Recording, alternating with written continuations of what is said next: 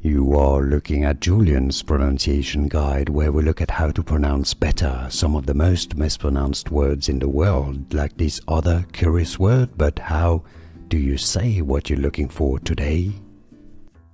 Let's learn how to pronounce the name of the fourth largest city in Serbia, and it has a large administrative center.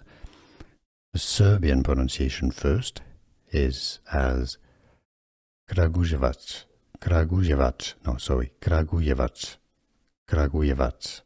In English, you can say it as Kragujevac.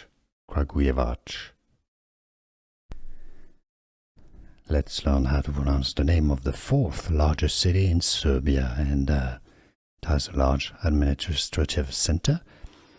The Serbian pronunciation first is as Kragujevac.